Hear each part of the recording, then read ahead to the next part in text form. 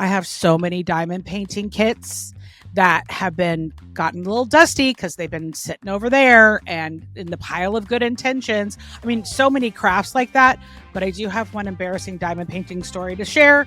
A couple weeks ago, I went to go get a massage and I just found this new massage lady and she's great. I love her. She's got really strong hands, here for it. And it was our second session together, so I still don't know her very well. And I'm about 20 minutes into the session and all of a sudden, out of nowhere, she's like, "Are you a diamond painter?" And I was like, "Yeah, I am. Are you?" She's like, "I am." And I was like, "Oh, okay. Like, why are you asking me this?" Random. And she's like, "You have some diamonds on your backside." I was like, "Of course I do." That's great. That's great.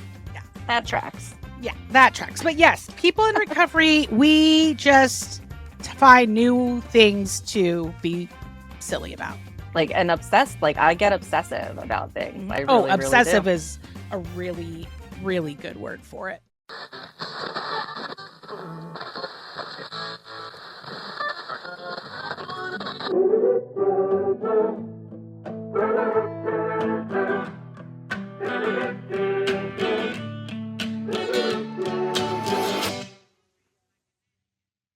Welcome to the Sober Curator podcast, where sobriety isn't just a lifestyle choice, it's the ultimate life hack.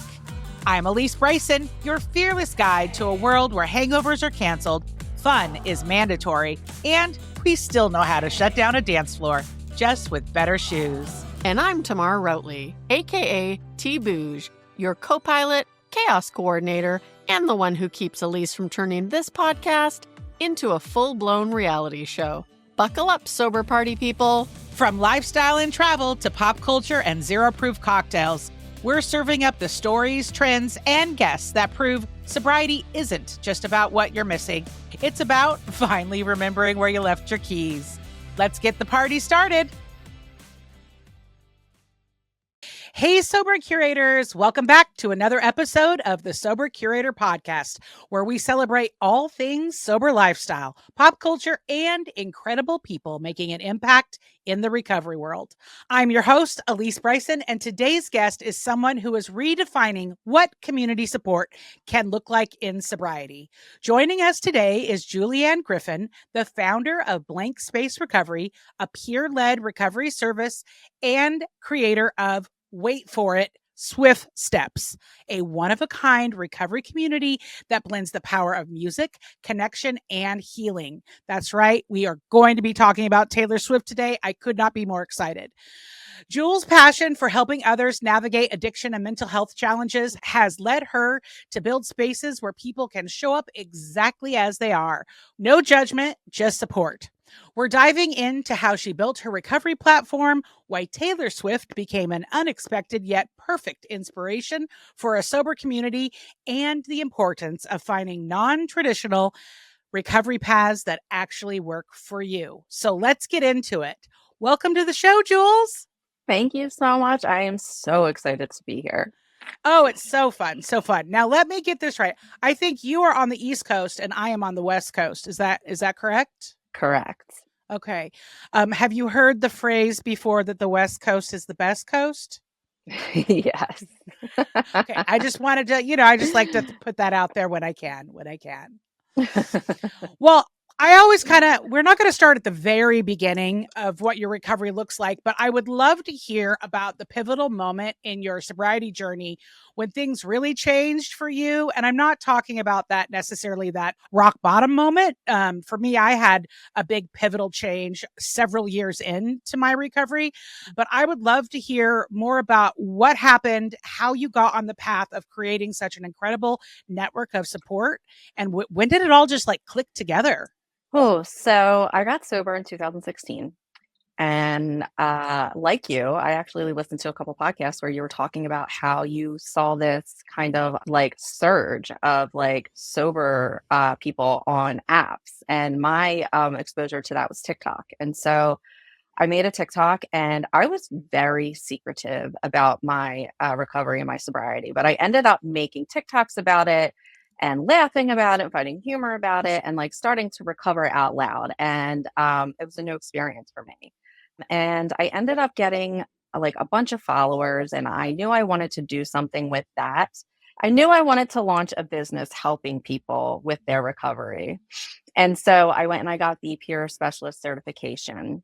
And I was at a Taylor Swift concert and I was outside like everybody else. I couldn't get in. And everybody was just so happy for everybody else. There was no judgment. There was just acceptance. There was inclusivity. I felt physically, bodily, emotionally safe. Like it was the closest to Barbie land that we were ever going to get, it felt like, you know? And I really kind of felt like, what if we could have this in a recovery community, right? Like where everybody can just show up as they are, no matter what kind of journey they're on, no matter how they're doing this recovery thing, no matter what part of that journey they're on, whether they're sober curious, if they're using harm reduction, no matter what it is. What if we had that like in a recovery group with the Taylor Swift concert vibe? And so that is where Swift Steps came from. And so Swift Steps just kind of like took off, and that became the thing. And so Blank Space Recovery still exists, but I'm spending so much of my time on Swift Steps and trying to get that to grow. And so that's where it started. And it started with one meeting, but now we have 5 meetings a week. We have a book club. We do virtual workout classes. Like there are so many different things that we're doing and so many different things that we're adding all the time. It's been really exciting, but that is where it started. Okay, I love that. And I want to rewind just a second to something you said towards the beginning, because I actually think it's really important. I got sober in 2006 before, I mean, I was on MySpace, okay? Like with Tom. Like social media had not started. Podcasts weren't what they were today. Like, you know, it's massively evolved. So there were no options back then, very limited options. But what I've seen, especially around 2015, 2016 is when we saw this kind of like surge start to happen of sobriety in the social online spaces. And I really actually want to give you like virtual high five for going and getting a peer certification and not just saying, I've got some sober time under my belt and now I can teach everybody else. Because for a lot of people, not everyone, but for a lot of people, this is life or death. And I can't tell you how many times I've seen an Instagrammer. I'm more of an Instagram girl than TikTok, but only because I can't control myself on TikTok. I lose days and hours. So I wish I had restraint or control, but I don't. But I have respect for the TikTok. But I've seen so many people that have 3 months of sobriety, 6 months of sobriety that are all of a sudden launching sober coaching programs and like doing all these things without any certifications of any kind. And I'm like, WTF, what do you think you know? Like, you don't know anything yet, right? Because so much happens in the first year, but I'm also here to say so much happens in the first 5 years. So much happens in the first 10 years. Like, it's a lot. And because that so many people, depending on where they're at, it can be so serious. I just get nervous when people are out there giving advice and coaching people without getting actual training behind them. So just again, high five to you for having the insight and wherewithal to do that, because I think it's really, really, really important. Thank you so much. Yeah, I really just wanted to make sure that I had some kind of knowledge. Yeah. And I'm not saying that personal knowledge and experience isn't valuable. It's incredibly valuable.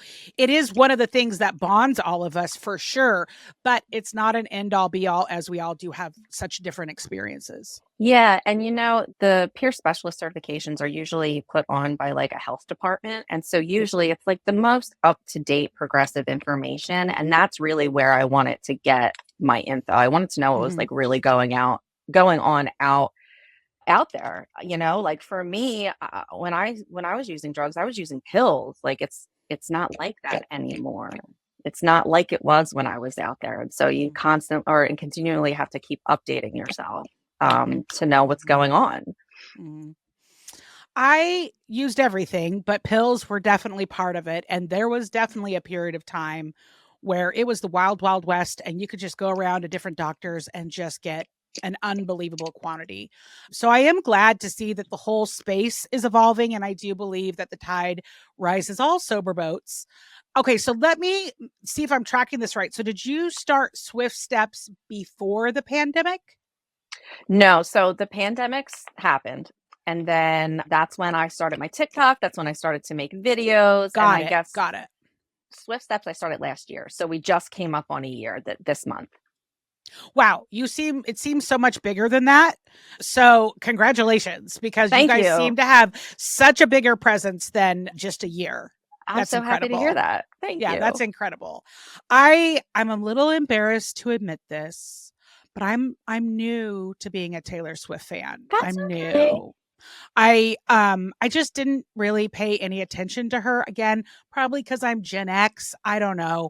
But she wasn't really on my radar. But in the last couple of years, she's become on my radar. And because, like what you talked about, you experienced being outside at her concert, I see that she has this amazing way of bringing people together, and they're all just trying to be happy and exchange bracelets with each other. And I love accessories. I've got my bracelets on. I see you've got your bracelets on.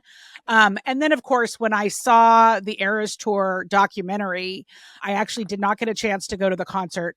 But when I saw the documentary, like, bow down, like that is an incredible feat to do what she did as many times as she did it, from the costume changes to the lyrics to all of it. Absolutely. I mean, she's incredible. She is, and a lot of times I think like sometimes the message is just important as the messenger. And Taylor Swift is a great messenger to us Swifties, like if you find somebody who's having a hard time with their sobriety or recovery and you show them a Taylor Swift recovery group, like chances are they're going to try it out because it's Mother, because it's Tay. They're going to try it. They're going to give it a shot. I've heard so many times people are like, this came across my Instagram and I'm like, is Taylor Swift really going to be what gets me sober? And I'm like, yes, like, I hope so. And do you think that's kind of ironic because she herself is not sober? I've thought about that. I guess so. Yeah, I guess it's ironic. Yeah. But I mean, I think it's cool. I think it's great. That's not a dig. I think it's awesome. Yeah, no, I think it's cool too, because honestly, it's like live and let live. Like we're all like Swift Steps is team whatever works for you. So if that's what works for her, like she's productive as fuck, she gets all of her shit done. Like, I don't know. Like I wouldn't say that it's causing a problem in her life. What do I know? And what I can say from someone who's like watched her from afar is I feel like she is a really good role model for women and younger women and girls and teenage girls. I'm not saying that she's without fault and she hasn't made her own mistakes, but being in the public eye as much as she has been, and carrying herself the way that she appears to carry herself, I think is really respectable. And I think I did read that when she was preparing for the tour, that she did give up drinking because of all of the rigorous practice and planning that went into everything, including running and singing on a treadmill. So, so she obviously has an awareness of that. When you stop putting alcohol in your body, it helps you achieve bigger and greater things, your dreams. Absolutely. And then I know, like, her lyrics, there's a lot of things. I can't get into the lyrics because I don't know enough about them, but I know there's a lot of Easter eggs and puzzles and things to figure out. Yeah, there was a line, I keep my side of the street clean in karma. And I remember when I first heard that, I was like, oh, somebody in her circle. That's like AA talk. That's recovery talk, And then when TTPD came out, it was like right after we first started breaking down the songs. Every Saturday, we have a song that we break down through the lens of mental health, addiction, recovery. And after she dropped TTPD, there was so much. There were 2 albums full of songs where she really gets into like unhealthy behaviors, and maybe not necessarily her, but like people in her life, and unhealthy behaviors with her accepting those other people's unhealthy behaviors. So like there were so many layers to that album. I was like, Taylor, you just like, thank you. Like, you just changed my world. Like, seriously, you already changed my world just for being yourself. But then because I was able to launch this recovery community based on her lyrics that bring people together and the way that she leads with kindness, compassion and empathy. It's just been amazing.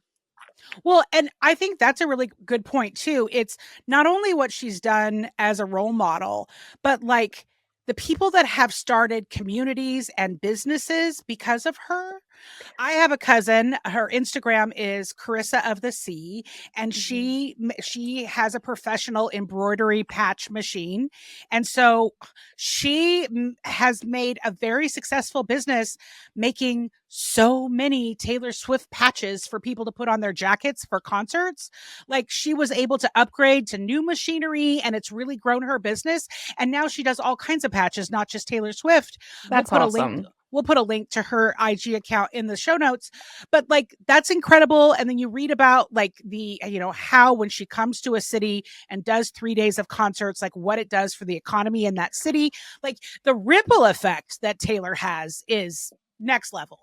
Absolutely. And that's something I'm also super excited about within our group, is that we created the Swiftie business directory, because there are so many barriers when you're coming out of treatment and you're trying to re-enter the world. A lot of people just start their own businesses because they can't get jobs. And it's like everybody has to have a side hustle today. And so, I said to this group, like, everybody, like, tell me your side hustles, tell me your Etsy shops, tell me all your things, tell me all your Swiftie businesses. I want to put them all in the Swiftie business directory. And I want to help one another with economic improvement in our lives. And the ripple effects are endless. That gives me a really good idea. We should put together a Swiftie gift guide that features anybody in your community that has goods to sell. Wouldn't that be so fun? I think that would be so fun. That's amazing. I think I literally squealed when I first heard of you a year ago. You were featured in some media, Philadelphia, Pittsburgh, somewhere over there. Inquirer, okay. Yeah. Yes. And I was like, somebody else that's like me, sober and obsessed with pop culture and wants to blend the two together. Because I knew I wasn't necessarily unique in both those obsessions, but I was like, she gets it. She just gets it, because I got so tired of people being like, oh, you're sober, that must be so boring, you must have such a lame life. It's like, no, my life was actually pretty lame before, because I was hungover all the time and didn't remember anything that I did. So, the space that we hold on the Sober Curator is all about finding ways to infuse all kinds of pop culture through music, through movies, through TV shows, through celebrities, through book reviews, through horoscopes. I mean, through fashion. We just finished sponsoring the Break Free Foundation New York Fashion Week show in February. And so it's just like, because addiction, recovery, sobriety, whatever descriptors you want to put on any of it that make you feel comfortable, it affects everyone. It affects every community. And so I think it's so exciting what you're doing. What new things might be coming that maybe we don't know about yet? Well, we are actively working towards getting off of Facebook, out of the Facebook group, onto an app. So we have a dedicated app space. All of the journal workbooks that I have written, I have journal workbooks that correspond with every single one of Taylor's albums. And that's incredible. Thank you. And it's all about exploring your recovery journey and dropping the shame, because I was so overwhelmed with shame that is what kept me sick for so long and suffering, in silence. And I'm just not about that life anymore. And so I want to help other people drop the shame and, start recovering and fighting in the light, like I've been able to, because of so many other people who have helped me get here. So we have that. I have like a little list because I don't want to forget anything, I just want to stop you for 1 minute. Fighting in the light. I love that. I love that. I did not. I didn't make it up. Somebody said it to me when I kind of told my story on Facebook, like at 5 years. I was like, you know what? Like, I'm starting a podcast. I'm going to share my story. This has been a long time coming. I haven't admitted this, but I put it out there to everybody on my Facebook first. And somebody said, like, look at you fighting in the light instead of like hiding in the dark or something like that. And it just meant so much to me. It truly did. And I think she just it was like a throwaway comment for her, but it meant so much to me. And 3 years later, I'm still repeating it. But yeah, that was such a good line. Okay, so we have 5 meetings a week. They're all themed, right? We have a women's meeting Tuesday night. We have a Speak Now meeting. Taylor had a Speak Now album. So we have people come and share their recovery stories. Usually they're Swifties. They share how Taylor Swift played a role in their recovery. If you're not a Swiftie, that's fine. You just can't be a hater and come and talk shit in our group. Like, it's not going to happen. We have Thursday nights, we have like just a check-in. Saturday mornings, we have, now it's called a Saturday morning surprise song session. Like she used to do at the Eras tour, she would have the surprise set. So we have a wheel and all of Taylor's versions and all of Taylor's music that she owns, none of the other stuff that the other guy owns, is on the wheel, and we spin it and it lands on a song. And that's the song that we break down the following week through the lens of mental health, addiction, recovery, healing, that kind of stuff. Sundays, Gratitude Sunday. We now have a book club that we're starting that's being run by one of our first members. And we're starting with Push Off From Here. Did I say craft nights already? We have craft nights once a month, and it usually revolves like around seasonal stuff. Like this month, we all just got together and had a meeting, and I put everybody who showed up to the meeting, I put in a generator. I matched everybody up, and I gave everybody each other's addresses, and then everybody just made like handmade old school Valentines and sent them in the mail. Just for fun. Adorable. That's adorable. Like, wait, when you're early in recovery and you're bored, or even 8 years in, and you need something to do with your hands to keep your mind busy, and like podcasts and books aren't cutting it anymore, and you need a community, like we have something you can be doing almost every single day. Like, so that's pretty awesome. And just being able to do things with your hands, make things with your hands, and being able to send something to somebody else and like brighten their day, it's just so fun. And it really didn't cost anything but stamp and what people had in their house, like whatever, construction paper, crayons, like whatever they had laying around. I love that. We have a curated crafts section of the website. So if you guys ever do like a group activity where you're all making something together, or bracelets or some other craft, like I would love to feature that in that section. I too am a crafter. I was a crafter before getting sober, but I started taking it a lot more serious after getting sober, because you're right. You do need things to keep your hands busy sometimes, depending on what life is throwing at you. And I just finished the most amazing paint by number Barbie, vintage Barbie. And I kind of messed up her mouth. Like I really messed up her mouth. It looked like a really bad lip job. But my workaround was I bought some pink ping pong balls and I glued one onto her mouth so it looks like she's blowing bubble gum. So smart. And it's now in my living room, and it's actually, I'm very proud of that piece. So that's really cool. I think I've actually fan of crafting. seen it. Big fan of crafting. We do it once a month, and you're right, doing things with your hands, like, and everybody in the group has like, so I've had a chocolatier phase, like, and in your interviews, you're like, my drug of choice is more. Same. Like I beat the fuck out of They Not Like Us for the last year. Like, even, that's just been my jam. So I had a chocolatier phase. Like I'd had like a Jackie Kennedy phase where all I did was read about her and like Camelot. Like I just go down fucking rabbit holes, and it just like, it can get kind of, why was I talking about that? I don't know, but that just reminds me, my first fall sober, girl, I had the biggest pumpkin problem. I could not stop buying pumpkins. Decorative pumpkins of all kinds, pictures of pumpkins, real pumpkins. Like it was a situation, but I just kept telling myself, you're not drinking. You're not drinking. Yeah. Oh, right. Whatever. You're not drinking. That's it. Okay. Back to all the things you're doing. So yeah, you want to have things to do with your hands. And so that's why we do the craft nights. We all get so obsessed with things, right? And so a lot of people in the group, they'll buy a shit ton of diamond painting stuff, and then they'll fall off that. And then they'll buy a shit ton of bird watching stuff because they're going to be bird watchers, and then they fall off that. And that is just a common theme for like all of us. And so I thought, like, if we did this craft thing once a month and I just picked craft shit that we all had around our house. Like I try to use pony beads so often because we're all Swifties. We all have beads all over our house. Like, so I try to use stuff that I know that we've all bought, that we've all gone down that rabbit hole, and that we have just sitting around our house. And so that we're using stuff at home. we're getting something done, we feel productive, and we're spending time with like other people in recovery. So it's been pretty amazing. One more other thing that we're starting is the weekly rage room, which is kind of fun name, right? It's a virtual rage room where you're going to be able to come once a week to just come and talk about whatever's upsetting you in the state of the world, politics, whatever it may be, because you can't talk about that shit in recovery communities most.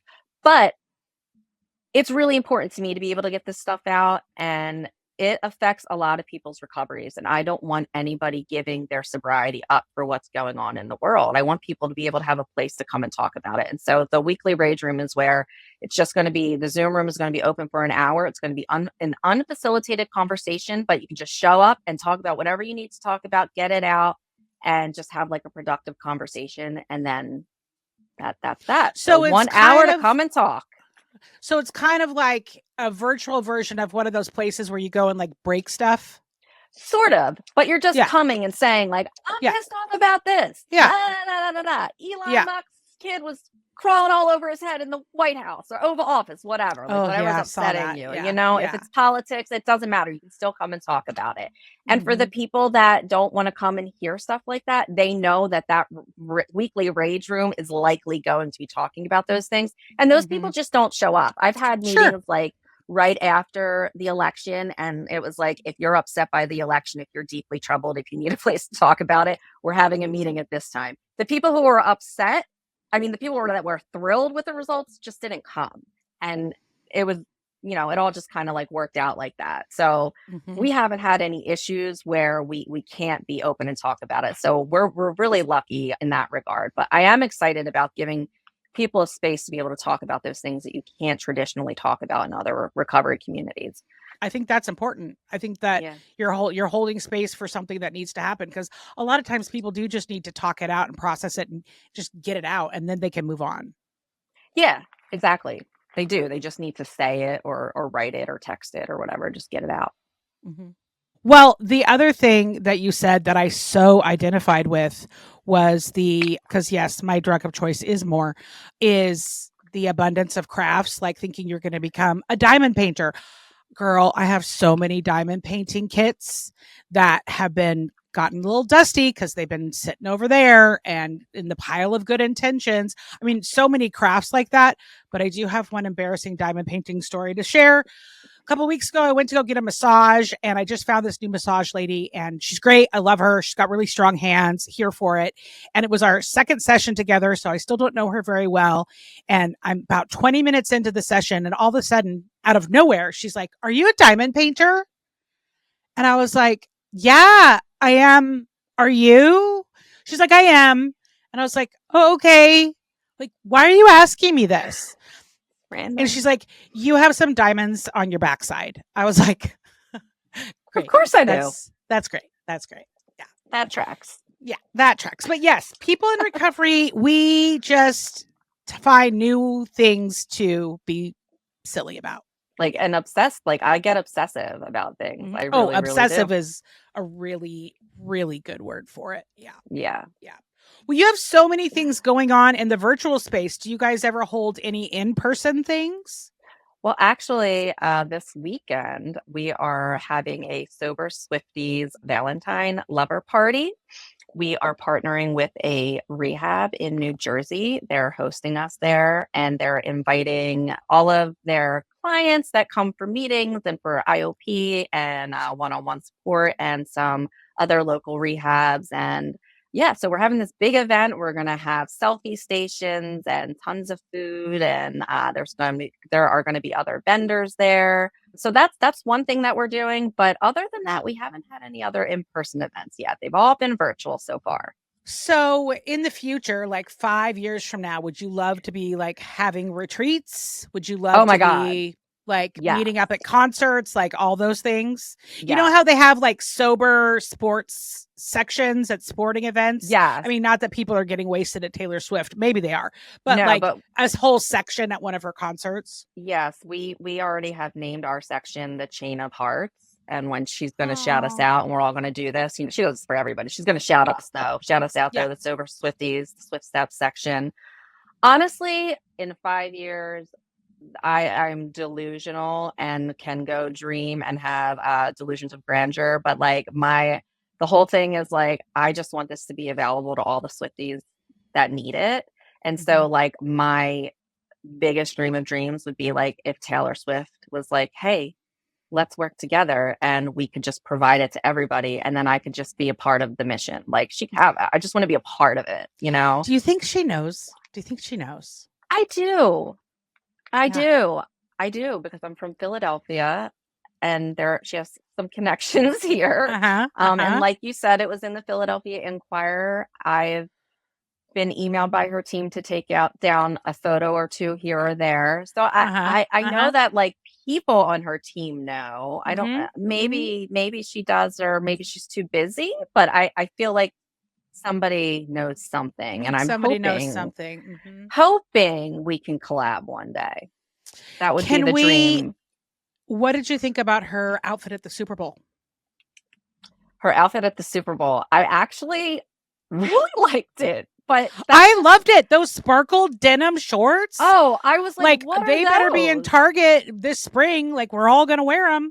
I really liked it. I would have never put that together or put it on myself, but she put something on and I'm like, well, that's cute. She's a trendsetter. Like you know what I mean? Yeah. And how do you feel about Travis? As long as she's happy. I think that's all that matters. But I think he's great. I think they're adorable. I hope it's the real deal. Like, I just think they look like they go together. Like they just, you know how couples just look like they're supposed to be together? Not like brother and sister, but like, you know, they look like they're supposed to be together.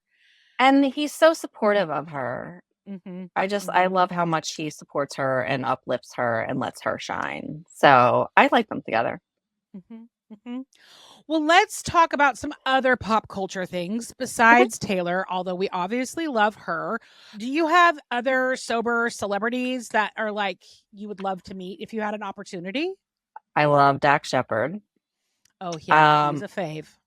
Yes. Actually, Finding Armchair Expert was probably like it actually is how I got into podcasts, but I have listened to every single episode of that show and have enjoyed every single episode, even if it's somebody I don't even know. I get something out of it.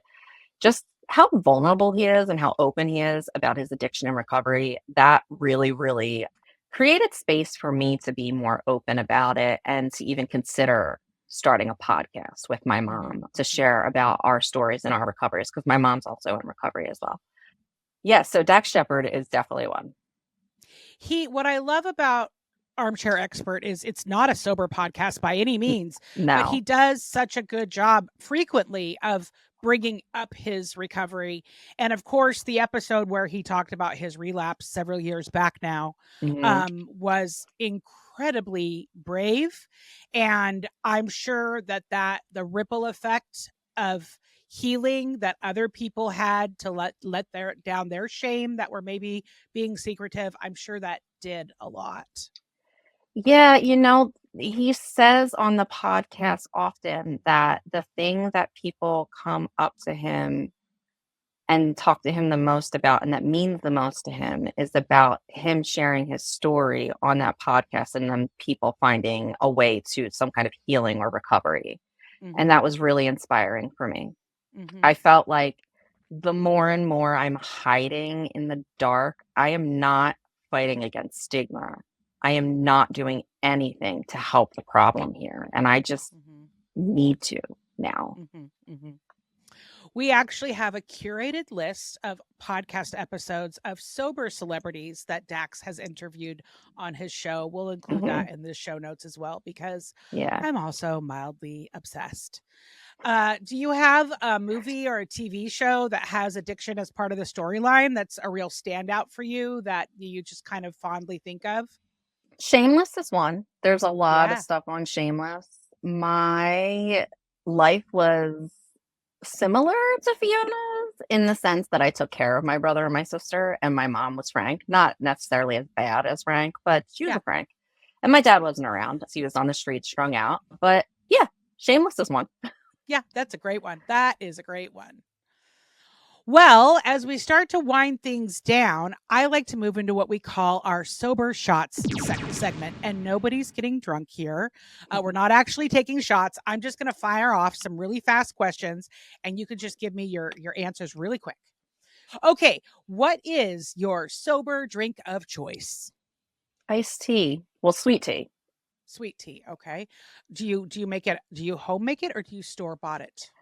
I actually store buy it. It's called Southern Breeze, and it's like Okay. it's artificially sweetened, but it tastes like Southern sweet tea.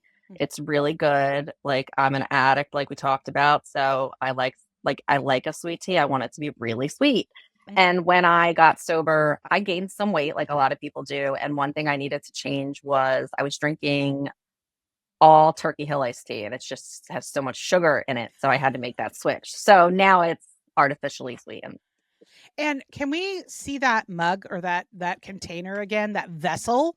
That Yeah. is like it. That is quite the vessel. I love the checkers, though. I have to say, the checkers are really doing it for me. Thank you. Yeah. Yeah. Okay. What is like the ultimate sober hangout for you? Oh God. This ultimate sober hangout. Zoom. Yeah, one of your meetings, right? Zoom, yeah. The Zoom room. That The Swift Step that Zoom room. that makes sense. That totally makes sense. Have you ever had a Zoom bomber? Not yet. Knock on everything. Pray to Taylor Swift. Yeah, not yet. What is something you love now that you do now that you would have never done before getting sober? Meditate. Ooh, yeah. Meditate. I thought it was a ridiculous concept. I thought the notion of it was insane that anybody thought or could possibly think that meditation was going to help me with my addiction problem. I thought that was crazy. But it's been a really great practice and it's added a lot to my life. I had to really ease into it, like 1 minute a day, because I was like, I can't sit still. I can't do it. My thoughts, da da da. But really, one day at a time, 1 minute at a time, I built up a practice. It's been very helpful. Mm-hmm, mm-hmm. Well, this has been such an inspiring conversation. Before we wrap, like we need to know all the places we can find you, especially all those journals that you've put together. So give us the lowdown. Like where can we find you and all your things? Okay, so you can find us on all socials. We are at Swift Steps 13.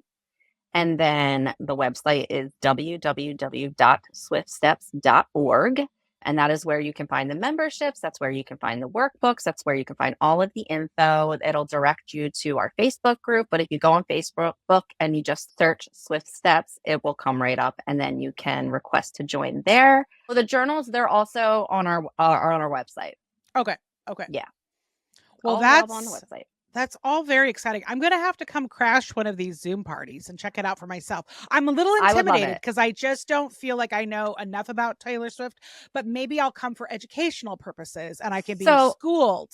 One really cool thing about our community is that, so since we have the Tuesday nights open for anybody to come, a lot of people in our group, they go to other meetings together. They go to Life Ring meetings together. They go to all different kind of meetings together. And then they bring people back from those other communities on Tuesday night. People who are not even Swifties, people who have no clue, don't really know much, but then they start learning.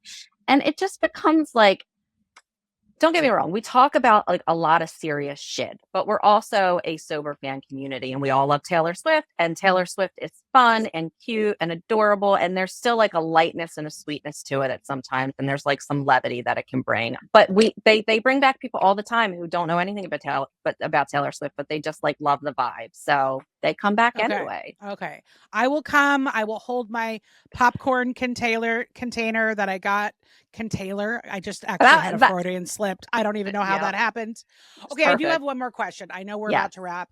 I do have one more question because I'm sure this has happened to you because I know it's happened to me. When you put yourself out there online and everywhere, you open yourself up, you're vulnerable, and you can get all kinds of messages. And so I'm really curious, like, do you have an example? You don't have to name anybody's name of somebody that's reached out to you that you were like, I did this all and it changed this one person. Like, Because that's, like they got something because of the work that you're doing. Yeah, there's a couple people, but I'm going to think all the way back to this one girl on TikTok.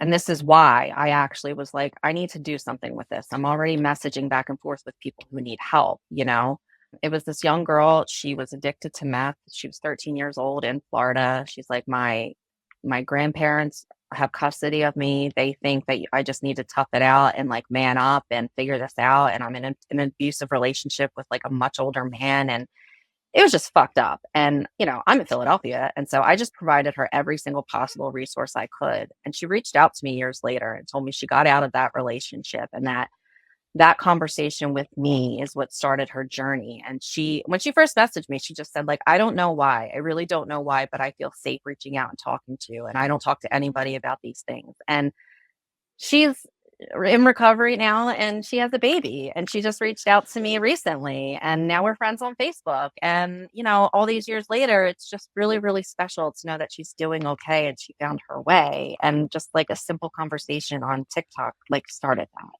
And I told her, like, as much as you feel like I changed your life, like that conversation with you changed my life. Like, 'cause look what everything it led to for me. I literally have the tingles down my arms right now, because to me, that is what it's like to be in sober spaces and recovery places. Like that's what we get if we give. And so hopefully, listeners, you've heard so many things that you want to reach out and get involved. You know all the places now to go and find Jules and Swift Steps. And that is all the time we had today. But wow, what a conversation we have had. And as we like to say at the Sober Curator, getting sober matters. Staying sober matters more. Thanks for tuning in. I'm Alysse Bryson. And until the next time, keep it real, keep it fun, and keep it sober. Thanks for tuning in, because let's be real, we're way more fun than your ex's drunk texts. If you laughed, learned, or just need more of our voices in your life, honestly, I mean, who wouldn't? Hit that subscribe button, leave us a review, and send this episode to your sober or your I swear I'm only drinking on the weekends besties. And if you have a story, feedback, or hey, maybe you just want to slide into our DMs like it's 2012, well, we're here for it. Find more curated magic at thesobercurator.com. And remember, getting sober matters, staying sober matters more. Until next time, keep it real, keep it fun, and keep it sober.